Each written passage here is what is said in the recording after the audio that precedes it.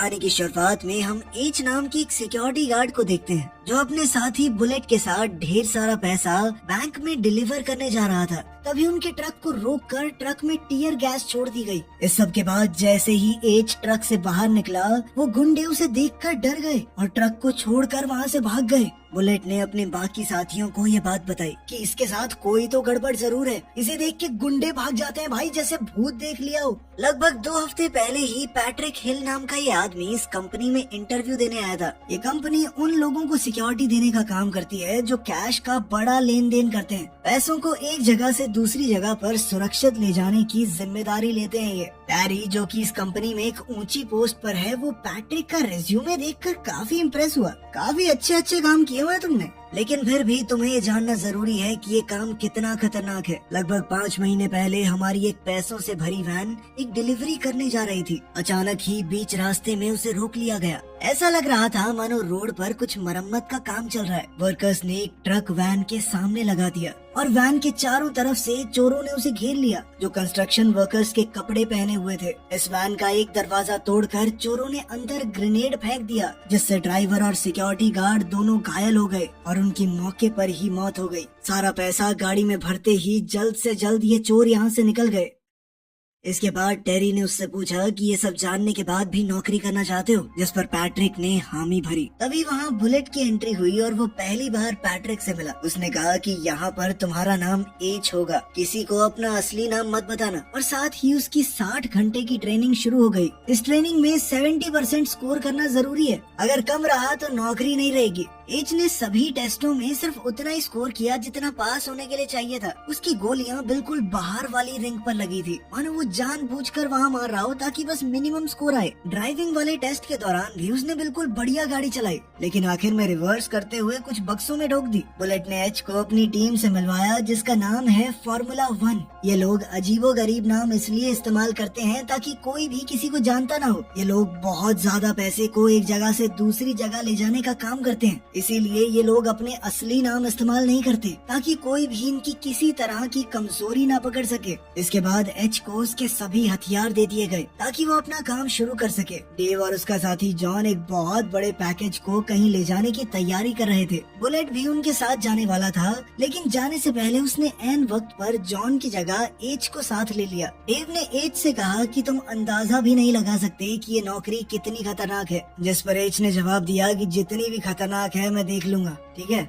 अब ये तीनों ट्रक में बैठकर पैसों को डिलीवर करने निकल पड़े। उनकी बातचीत के दौरान डेव ने कहा कि 5 महीने पहले जिस ट्रक में चोरी हुई थी उसमें उसकी ड्यूटी थी, लेकिन बाई चांस उसने छुट्टी ले ली, जिस वजह से किसी और को जाना पड़ा और उसकी जान बच गई, वरना आज वो यहाँ बैठा ना होता। इस पर एच ने उससे पूछा कि छुट्टी क्यों ली तुमने। दरअसल उसे शक था कि जरूर उस चोरी में अंदर के किसी आदमी का हाथ है। डेव ने कहा कि पुलिस वाले मुझसे पहले ये सवाल जवाब कर चुके हैं। मैंने पिछले दिन थोड़ी ज्यादा पी ली थी, इस वजह से ऑफिस नहीं आ पाया। बात करते हुए वो लोग एक बिल्डिंग में पहुंच गए, जहां से उन्हें $2 मिलियन उठाने हैं। पिकअप करने के लिए बुलेट एच को अपने साथ ले गया ताकि पता तो चले कि ये सिर्फ बोलता बोलता है या काम भी कर सकता है। ऐसे उठाकर वो लोग जल्दी से अपने डिपो में वापस आ गए, जहाँ काफी सिक्योरिटी थी। इस डिपो में काम करने वाले हर एक आदमी को सिक्योरिटी चेक से गुजरना पड़ता है। डिपो में वापस आने के बाद सभी लोग आराम करने के लिए कमरे में गए। वहाँ जाने से पहले एच ने सभी काम करने वालों के ID कार्ड को ध्यान से देखा और फिर उस कमरे में चला गया। अंदर यही बात चल रही है कि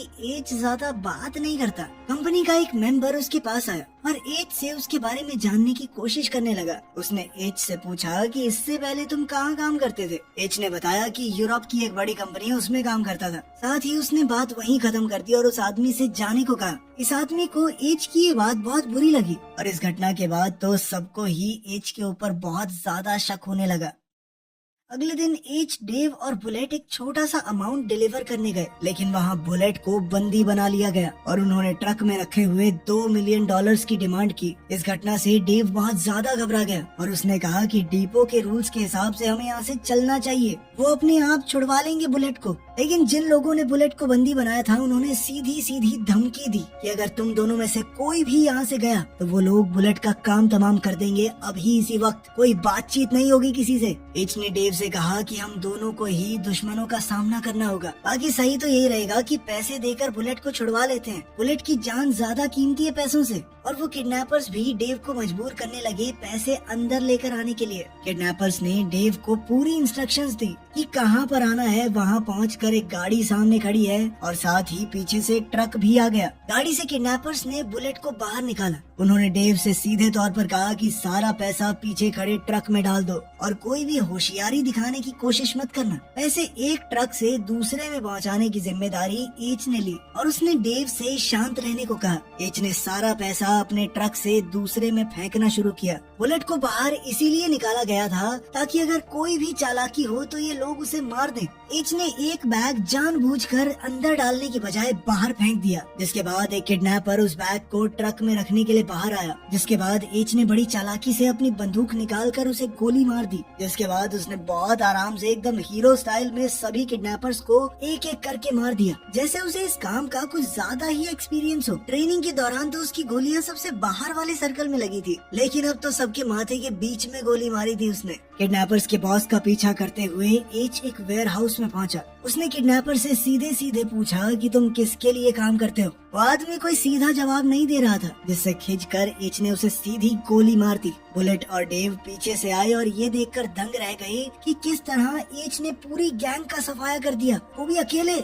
इस घटना के बाद पुलिस एच से इंटेरोगेशन करने लगी कि वो किसी दूसरे देश का सीक्रेट एजेंट तो नहीं है जो उसने इतनी आसानी से पूरी गैंग का सफाया करके रख दिया। इस पर एच ने कहा कि नहीं सर, ऐसा कुछ नहीं है, मेरा तो तुक्का बैठ गया, गलती से गोली निशाने पे लग गई सारी। इसके बाद पुलिस ने एच को शुरुआत में हुई चोरी की वीडियो दिखाई, जिसे देखकर एच ने कहा कि मैं इस बारे में कुछ नहीं जानता, तब तो मैं काम भी नहीं करता था इस कंपनी के लिए। बाहर आने पर एच के सीनियर ने उसे बताया कि अब 1 महीने के लिए तुम्हें डेस्क जॉब करनी होगी, क्योंकि ये कंपनी की पॉलिसी है। हम नहीं चाहते कि तुम डिप्रेस होके कुछ गलत कदम उठा लो। एच ने अपने सीनियर से पूछा कि क्या तुम्हें मैं डिप्रेस लग रहा हूँ। तभी वहाँ उनकी कंपनी का मालिक आया और एच की बहुत तारीफ करने लगा। उसने सीनियर से कहा कि कंपनी को तो ऐसे ही लोगों की जरूरत है, ये कोई टेबल पे बैठ के काम करने वाला आदमी लगता है तुम्हें, औलाद की औलाद है ये। अभी उस पुलिस वाले ने जो एच से बात कर रहा था अपने सीनियर को फोन करके बताया ये वही है जिसकी तलाश ब्यूरो को 25 साल से है, लेकिन बॉस ने कहा कि अभी के लिए कोई एक्शन मत लेना और इसे जो कर रहा है अभी करने दो। ऑफिसर्स ने कहा कि अगर सब कुछ जानते बूझते हुए भी सर इसे यहाँ रहने दिया और कुछ उल्टा फुल्टा हो गया तो फिर डिपार्टमेंट की तो बदनामी होगी। लेकिन उसके बॉस ने कहा कि ऐसा कुछ नहीं होगा, ये यहाँ पैसों के लिए नहीं आया, ये जो भी करने आया है वो इसे करने दो। अब एच से मिलने के लिए कोई औरत आई जिसने उसे एक फाइल दी। इस फाइल में कंपनी के सारे एम्प्लॉयज का डेटा था और साथ ही किसी की पोस्टमार्टम रिपोर्ट भी। उन सभी फाइल्स को ध्यान से देखने के बाद एच को डायना नाम की एक सिक्योरिटी गार्ड पर शक हुआ और वो चुपके से उसके घर में घुस गया। उसने बंदूक की नोक पर डायना से कुछ सवाल पूछे। उसने डायना के घर पर रखे हुए कैश को देखकर पूछा कि इतने पैसे कहाँ से आए तुम्हारे पास। डायना ने ये पैसे एक शराब की दुकान से चुराए थे ताकि रिटायर होने के बाद ये पैसे उसके काम आ सके। डायना ने बताया कि मैंने अपनी जिंदगी में पहली और आखिरी बार ऐसा कुछ किया है। इसके बाद एच ने उससे पूछा कि अगर तुम्हें कुछ भी पता है तो बता दो, वरना अगर मुझे बाद में पता चला तो ठीक नहीं होगा तुम्हारे लिए। इस पर डायना ने मना कर दिया कि मुझे कुछ नहीं पता और एच ने भी उसे बस चेतावनी देकर छोड़ दिया। इसके बाद हम समय में 5 महीने पीछे जाते हैं। एच अपने बेटे डगी के साथ कहीं जा रहा था, तभी उसे एक आदमी का फोन आया जिसका नाम है माइक। माइक वही आदमी है जो कुछ वक्त पहले अभी ट्रक लूटने आया था और फिर एच को देख के भाग गया था। दरअसल माइक फोर्टिको कंपनी के एक ट्रक की लोकेशन का पता लगाना चाहता था। माइक ने इस काम के लिए पहले किसी और को भेजा था, लेकिन उसका रास्ते में एक्सीडेंट हो गया और अब ये काम एच को दिया गया। एच और उसका बेटा गाड़ी में बैठकर फोर्टिको के डिपो में पहुंचे। अपने बेटे को गाड़ी में ही छोड़कर उसके लिए खाना लेने के बहाने एच बाहर गया ताकि वो फोर्टिको के ट्रक पर नजर रख सके। एच को सिर्फ इतना माइक को बताना है कि ये ट्रक दाएं वाले रास्ते से जाएगा या बाएं वाले। माइक को लोकेशन और डायरेक्शन बताने के बाद एच ने फोन काटा और खाना लेकर अपने बेटे के पास चला गया। तभी जैसे ही फोर्टिको का ट्रक थोड़ा आगे जाकर एक ब्रिज के नीचे पहुंचा, जहां एच की गाड़ी भी लगी हुई थी, उस ट्रक पर वहीं अटैक हो गया। चोर इस ट्रक से सारा पैसा लूट कर वहाँ से जाने ही वाले थे, लेकिन तभी उनकी नजर एच के बेटे पर पड़ गई,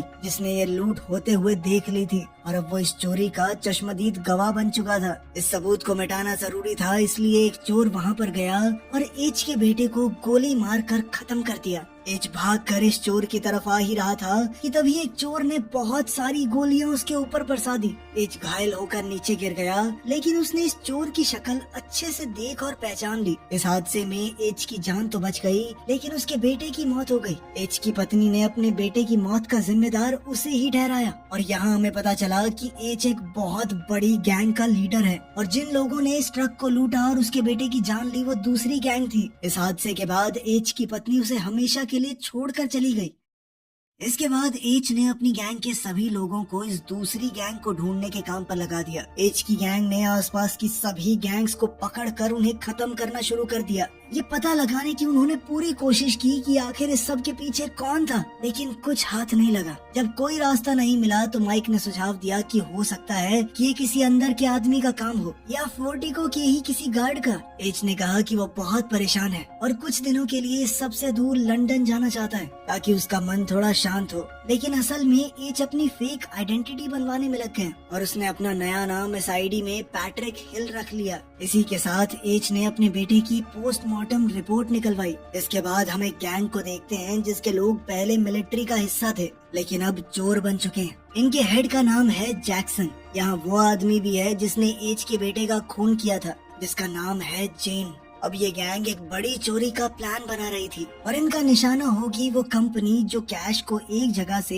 दूसरी जगह ले जाने का काम करती है। तभी फोर्टिको कंपनी के किसी अंदर के आदमी से इन्हें पता चला कि एक ट्रक में $2 मिलियन कहीं ले जाए जा रहे हैं और ये वही चोरी थी जहां एच का बेटा मारा गया। इस चोरी के 5 महीने बाद जैक्सन ने अपनी पूरी गैंग को एक जगह इकट्ठा किया और एक और खतरनाक प्लान बनाने लगे, जिसमें $150 मिलियन उसी कंपनी फोर्टिको से चुराए जा सकते हैं। पूरे साल में एक दिन है जिसे ब्लैक फ्राइडे कहा जाता है। इस दिन फोर्टिको में बहुत ज्यादा कैश होता है। कुछ दिन बाद एच और बुलेट पैसे लेकर डिपो जा ही रहे थे कि तभी बुलेट ने एच को बताया, दरअसल मैं ही वो आदमी हूँ जो इन चोरों को सारी खबर दे रहा है। दरअसल बुलेट भी पहले जैक्सन की गैंग का ही हिस्सा था और अब वो काफी वक्त से इस कंपनी में काम कर रहा है ताकि सारी खबर जैक्सन की गैंग तक पहुँचाई जा सके। बुलेट ने एच से कहा कि तुम मुझे काम के आदमी लगते हो, मेरे साथ मिल जाओ, माला माल कर दूंगा तुम्हें। एच को इस खबर का लंबे समय से इंतजार था। एच उसका साथ देने के लिए तुरंत तैयार हो गया। बुलेट ने ट्रक को एक सीक्रेट जगह पर लगा दिया जहाँ से आगे का प्लान पूरा किया जा सके।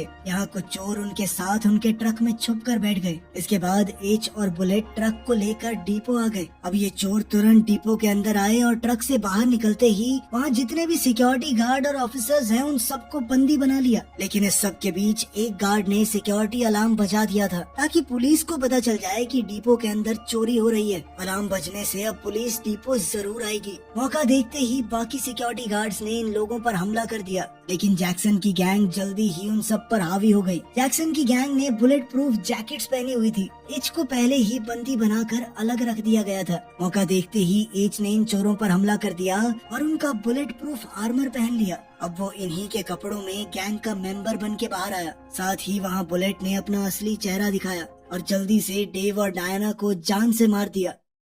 अब जैक्सन, बुलेट और जेन ही इस गैंग में से जिंदा बचे हैं, लेकिन जैक्सन को भी फायरिंग के दौरान गोली लग गई और अब वो बुरी तरह से घायल हो चुका था। ये तीनों अब डिपो से किसी तरह पैसों से भरा ट्रक लेकर बाहर निकलते हैं और बाहर खड़ी पुलिस की गाड़ियों को चीरते हुए रोड पार करके उस गैराज में चले गए। इस गैराज के नीचे कुछ अंडरग्राउंड टनल्स बनी हुई हैं। जैक्सन इस वक्त बहुत जख्मी था और उसके दिमाग में ये शक भी था कि जेन उन्हें मारकर खुद सारा पैसा लेकर भागना चाहता है, जिस वजह से जैक्सन ने जेन पर बंदूक तानने की कोशिश की, लेकिन जेन ने जैक्सन की बंदूक छीनकर उसका गला काट दिया। अब जेन और बुलेट सारा पैसा लेकर इस टनल से बाइक्स पर एक गाड़ी के पास पहुँचे। इन दोनों ने सारा पैसा इस गाड़ी में लोड किया, लेकिन इन दोनों के ही मन में चोर था। इससे पहले कि बुलेट अपनी बंदूक निकालकर जेन को मारता, जेन ने पहले ही बुलेट को गोली मार दी और सारा पैसा लेकर इस टनल के जरिए जेन सही सलामत वहाँ से निकल गया और अब उसे लग रहा था कि वो आजाद हो चुका है। जेन अब अपने फ्लैट पर आराम कर रहा था। जैसे ही वो बाथरूम से निकलकर टेबल के करीब आया, तभी वहाँ एक फोन बजने लगा जो कि इन पैसों से भरे हुए बैग्स के बीच में पड़ा था।